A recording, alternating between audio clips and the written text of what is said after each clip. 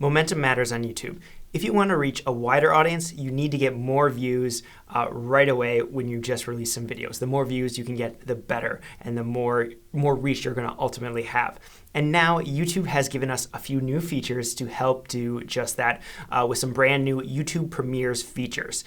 In this video, we're going to talk about all these new features and really go deep dive into what YouTube Premieres is.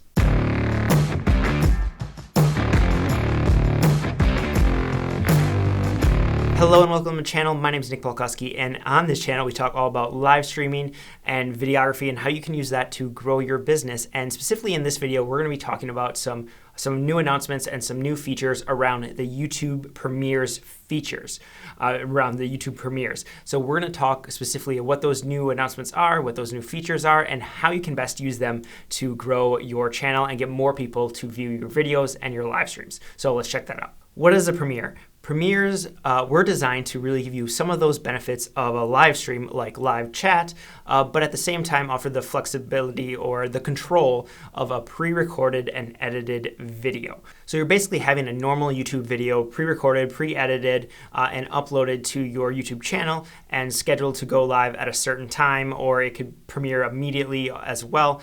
But really it's an opportunity for a community to kind of come together around the release of a video, and you're able to engage with your audience right there during that live stream with a live chat. That's kind of the cool way a lot of creators are using it, is basically using this to chat in real time when they first debut a video.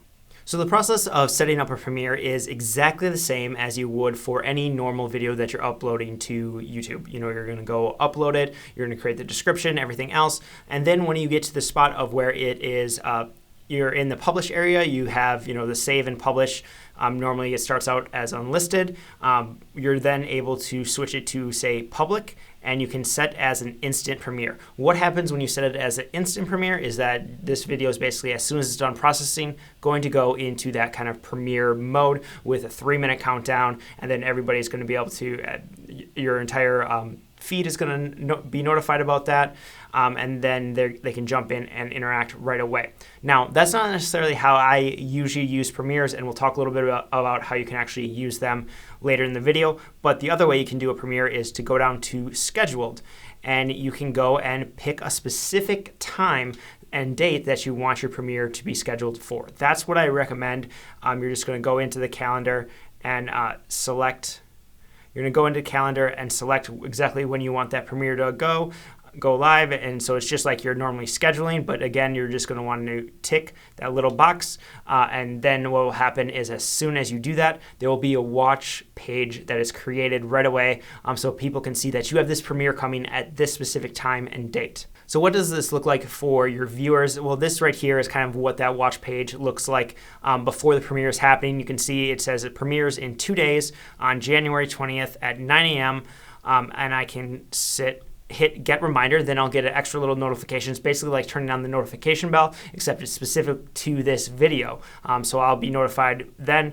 And you can see over on the side here, we have the chat area. So this is where people, even as it's a watch page now, people can start leaving some chats right there. But then this will also be where you can engage with the chat, where people can chat with you during the actual premiere of the video. I really like using this because a lot of times you can get some of that instant interaction with your viewers, and especially if you let people know hey, you'll be there on the premiere, you'll be interacting with people. If you can make that a habit, make that a regular thing, then you're going to get more people jumping there and interacting with you on that regular basis. So that's why I always try to be live during the premiere, and then usually just responding to comments the first half an hour right after a video is released, just as a way to start people realizing that, hey, I will be there, I'll be showing up for these video releases, please show up as well too, because that, like we mentioned at the beginning, YouTube really cares about momentum. So the more momentum you can get on your video, more engagement you can get on your video right away, the better that video is going to do in the long run. And so what happens during the premiere? Well, during the premiere is when you'll actually see a little countdown timer as it gets closer to that premiere time. You'll see a 3-minute countdown timer is usually the way it goes. And then it starts playing the video, and people can kind of jump in at any point. If people jump in after the video has already started, they'll be taken directly to that point. Now, they can immediately rewind to the very beginning of the video, but a big part of the premiere process is to have that that engagement happen in real time. It's that kind of live stream chat back and forth kind of engagement. So that's why if people say you have a 15-minute long video and they miss that first 5 minutes, they're going to jump in right at that 5-minute mark and be able to watch the rest of the video with the group. Again, they can always scrub all the way back to the beginning and see the beginning of the premiere, but that's kind of the way that interaction works. Now, a couple of nice things with this, just like in your live streams, you're able to pin comments, pin chat comments, whether they're yours or whether somebody else's. So you're able to utilize that if you want to drive people from, say, a video to a product that you're selling or something else like that, or a specific different social media platform, whatever it might be, the next video you might want them to watch as the premiere kind of ends. That's one way you can go about doing that, is using those pinned comments wisely. And after the video ends, what happens is basically that video just gets turned into a normal YouTube video. So it's a really great way to just kind of, I like to use premieres as a way to release videos. It's a chance, again, to kind of create the interaction right away, and then they're just normal uploaded YouTube videos after the premiere is finished. So let's talk about a few cool ways to use premieres, and this is going to specifically jump in to some of the new features that YouTube just announced around premieres, and we'll talk a little bit about how to set some of those up and just kind of show you a few of those. First cool way to kind of use Premiere is what I just specifically mentioned. It can be kind of the way a lot of content creators has used them so far in the past, and that is to just create a little bit of momentum and community around releases of your videos. It's a great way to get a bunch of people there right away, and you can interact and answer any questions or just kind of engage with your audience in real time as you all watch the video together. But now, one of the new features that YouTube has rolled out is that you are able to live stream and then go directly into a premiere. It's called a live redirect. You're able to have a live stream up until your premiere is about ready to go, and then you can automatically shift that audience over into a premiere. So when would you use this? Well, let's say you have a really big video coming out, whether it's a big tutorial or something, just a project that you're really proud of, or just some other video that you think is going to make a big splash, or you want to make a big splash for whatever reason. You're gonna be able to set that video as a premiere like you would otherwise, like we mentioned, but now instead of just having that premiere happen, you create a live stream right before that. And that live stream can kind of almost serve as your red carpet kind of element. It's a spot for you to start getting some excitement about this video that's about to be released. You can talk about some of the challenges that you had, some of the reasons as you wanted to create this video, some of the cool things that they might see in the video, and really think about it as that red carpet movie premiere where you can engage with the audience with a live stream. If you're multiple people in there, you could do a live stream interview with some of the people there.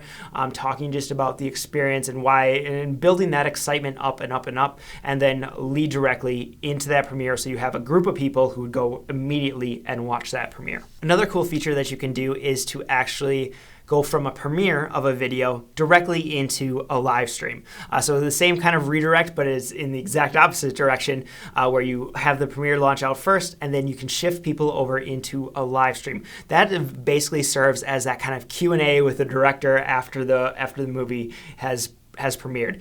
Think of it that way. It's an opportunity for you to go deeper into some of the questions that your audience might have around the video you just released, talk about the creative process or how you give some behind the scenes or share some more details around the video. There's really a lot you can really do with that specific element, I think, as well. So it's just a great way to continue that conversation even after your video has released and premiered and that has ended, but you're able to keep people engaged, get a longer watch time from them on the channel, which is going to be great in helping you reach more people just in general. Another cool feature that YouTube just released around premieres is that you're able to now show a trailer within your premiere. So you can, if you have a longer video, you can cut together a short little trailer around 30 seconds to a couple minutes. I think it has to stay under 3 minutes, but you basically have that kind of trailer leading up and kind of engaging and interacting and showcasing what you can be talking about. And this trailer is just a great way to get people excited about your premiere and to get them to click that get reminder button. So the people will see that trailer when they go to your watch page, where we were earlier, where you'd actually tap that little button. This is basically, this trailer piece is going to be there to help bring people in and help get them excited about that video that you're going to be premiering in a few days or whenever it might be. It's that just like a big movie launch, they all have those trailers, oftentimes several trailers to get people to want to go see the rest of the movie. That's exactly what you're doing here, except with your YouTube videos. All right, so now I want to talk about how to actually go ahead and set some of these features up. So let's jump into our video here. And you can see here we are kind of behind the scenes of that video. We already have it set up as a premiere. And then underneath it, you're going to see a little plus with a Set Up Premiere button. So if you tap that, you're then taken to this page where you can select to add a trailer, where you can select to redirect your viewers. And just kind of ignore this create thumbnail. That's from an actual extension that I use. It's either from vidIQ or from TubeBuddy. I'm not sure which actually. One of the two. Both are great services. Be sure to check those out. But let's say we want to add a trailer to this video. You're going to hit select, and your trailer can come from any public or unlisted video that has a similar audience to what your premiere is going to be on. And by that, they mean, is your premiere going to be for kids or not for kids? None of the videos on my channel are for kids, so that makes things extra easy. And you can see right here, I have the trailer for 0 to 1,000 subscribers. That is an unlisted video on the channel, so I'm going to tap that, and we get it set up here. And then if you tap this edit button, that's basically to change to a different trailer, or you have this remove trailer button. Now let's go ahead and hit save. And then I'm going to go ahead and hit save again. And then if we jump up here and tap this little button to go see what our viewing page looks like, you're going to notice that right away the trailer starts playing. I have it muted just so we can continue to talk, but you're going to see right away the trailer starts playing. And then there is this little, rather than the reminder at the bottom in the corner here like it is for normal Premiere, it is over on the side, and I can tap that to bring it back out. And it says premieres in 2 days, gives the time, and then I can click to get reminder, to set the reminder and have the reminder on. And you can see right now I have the reminder on, and then it just kind of plays through that trailer right there in your video on the watch page. So when people go there, they're going to see your trailer first and can decide if they want to get the reminder for when that goes live. And then if we jump back here to our behind the scenes page, let's talk about how to actually set up a redirect. We're going to do a redirect after the premiere happens. We'll show that.